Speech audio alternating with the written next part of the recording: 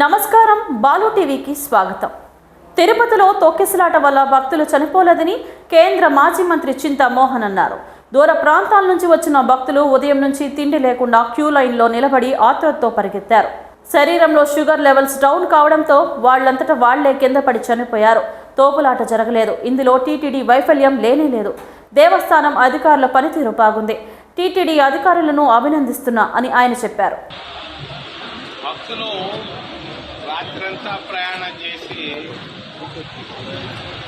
ఆతృతో వచ్చి క్యూలో నిలబడ్డారు. అన్నం కూడా జిల్లా టిఫినో జిల్లా నిలబడ్డారు భక్తులంతా.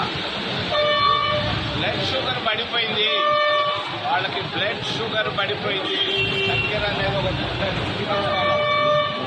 నేను చాలా మంది పడిపోయిన భక్తులు పక్కనే స్థానికులు ఉన్నారు. ముఖ్యంగా పెద్ద హరిజన వార్డులు చాలా మంది వాళ్ళు కళ్ళతో చూసి చెప్పారు. ఎవరు వాళ్ళని నెట్టలేదు, తట్టలేదు.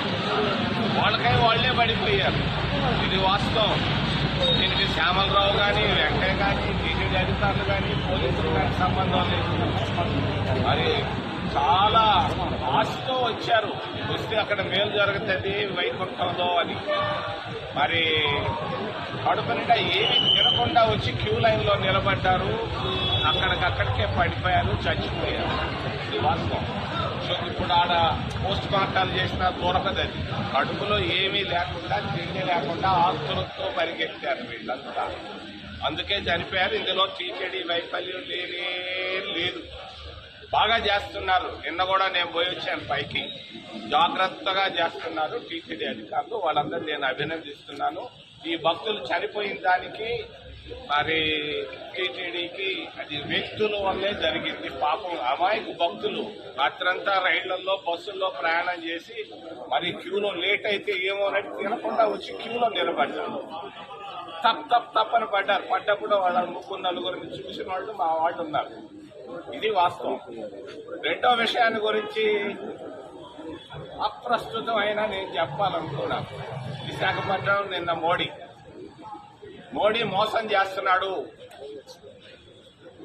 ఉక్కు ఫ్యాక్టరీని గురించి మాట్లాడకపోవడం తప్పు. భారతీయ జనతా పార్టీ ఉక్కు ఫ్యాక్టరీని 2.5 లక్షల కోట్ల ఆస్తులను అమ్ముకోవాలని చూస్తున్నారు. దీన్ని ఉక్కు ఫ్యాక్టరీ ఆంధ్రుల హక్కు. దీన్ని మోడీ నిన్న ఏం మాట్లాడకపోవడానికి మేము కాంగ్రెస్ పార్టీ తరఫున మేము ఖండిస్తున్నాం. ఒక చిన్న మాట, చంద్రబాబు వస్తున్నాడు. చంద్రబాబుని గురించి కూడా చెప్పదలుచుకున్నాను. చంద్రబాబు నాయుడు మరీ ఎక్కువ పొగడుతున్నాడు. పొగడ్తలు తగ్గించడం మంచిది. నిన్న మోడీని భలే పొగడుతున్నాడు. ఏమో పూడుకో ముద్దులు పెట్టుకున్నంత పని చేశారు. నిన్న ఉక్కు ఫ్యాక్టరీని గురించి ఏమీ ఒక్క మాట రాలేదు. Thank you.